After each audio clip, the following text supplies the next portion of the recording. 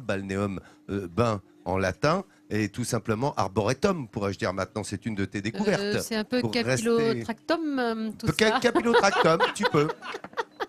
Oui, Balnéum, je voulais revenir, arboretum. tu as raison, je voulais revenir sur ce parc de ce château de la Roche dont on a parlé longuement déjà aujourd'hui, et notamment l'arboretum, parce que c'est un endroit où vraiment il fait bon aller déambuler et surtout aller à la rencontre d'arbres quand même un petit peu exceptionnels. C'est pas partout qu'on rencontre des variétés de ce type.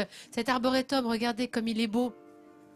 Vu d'en haut, c'est encore plus joli. Mais c'est vrai que, on le dit, hein, le verre, les arbres, ce sont vraiment, c'est le poumon d'une ville. Et ici, à Bagnoles-de-l'Orne, vous êtes vraiment gâtés. Cet arboretum est magnifique. Ce que je vous suggère, c'est de vous procurer la brochure de l'Office du tourisme qui répertorie les arbres et qui vous permet de faire cette visite en sachant exactement ce que vous voyez, quel âge a l'arbre, parce que chaque arbre a une histoire. Chaque arbre peut vivre des centaines quelquefois d'années, et c'est toujours touchant, je trouve, quand on est dans un lieu comme celui-ci, de se dire waouh, l'arbre à côté duquel je suis, il a 100 ans, il a 200 ans, il a 300 ans, et cet arboretum, il vaut vraiment le détour.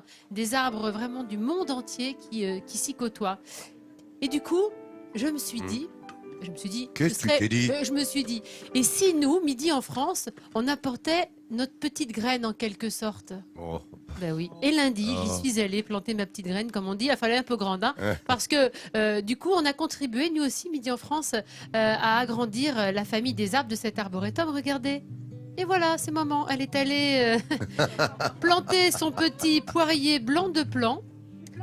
Plan de blanc, pardon, merci Sophie. Alors, c'est un poirier, attention, on ne mange pas directement les poires qu'il produit, elles sont très très amères, mais c'est un poirier qui peut vivre 300 ans, qui peut mesurer plusieurs dizaines de mètres, 20, 25 mètres de haut. Donc attention, hein, quand on le plante chez soi, on le met pas dans un petit jardinet parce qu'il va prendre beaucoup de place. Mais ce que je trouvais vraiment sympathique, merci monsieur le maire. Oui, forcément, on l'a fait un peu officiel. Donc je vous le dis officiellement, l'arbre Midi en France, le poirier Midi en France, va grandir et prendre beaucoup de hauteur dans cet arboretum de Bagnoles-de-l'Orne. Pas mal, non? Bravo, tu as planté cet arbre et ça c'est plutôt une cette bonne chose, comme l'a fait Jean Seb la semaine dernière en Bretagne. Absolument, parce que moi j'étais au Conquet pour les 50 ans des stations vertes, qui est une station verte, le Conquet, et Bagnoles-de-l'Orne aussi. Voilà. Et c'est une tradition dans les stations vertes d'entretenir comme ça le patrimoine arboricole d'une région. Et c'est bien parce que les stations vertes sont absolument... Parce que moi aussi, j'ai planté mon arbre. Oui, t'as planté. Regardez, ils sont bons jardiniers, hein, ils plantent bien, regarde-les. Il faut dire, Laurent, que c'est quand même important, hein, tu dis station verte, mais c'est important pour une ville d'avoir des espaces verts. Ici, à Bagnoles-de-l'Orne, il y a quand même 7000 hectares de verdure et d'arbres.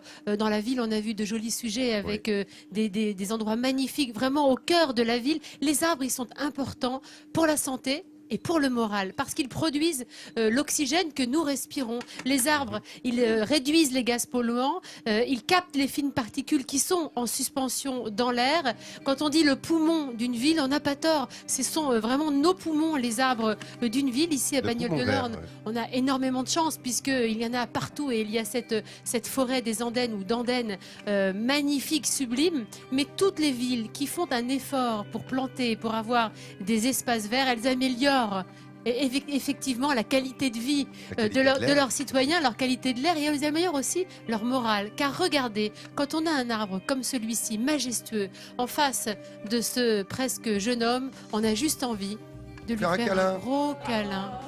Un gros câlin, et on prend toute l'énergie de l'arbre, voilà, et on prend son arbre et on lui fait un bon câlin. Et si vous aussi vous avez un bel arbre à côté de vous, moi j'ai une belle plante, regarde, vous lui faites un gros câlin et vous allez sentir son énergie et son côté positif. Bah écoute, merci. En tous les cas, c'était une jolie visite. Et je voudrais ajouter qu'elle a planté un poirier, c'est très important dans la région, car dans le Dom-Frontais, on fait un poiré, c'est-à-dire qui est le cidre de poire, et le Calvados est fait majoritairement avec des poires plutôt qu'avec des pommes, comme on le fait dans le Calvados, dans le pays d'Auge. C'est le fameux Donc poiré la poire est très importante, c'est pas un hasard. C'est jamais un hasard. Jamais, il n'y a pas de hasard dans cette émission.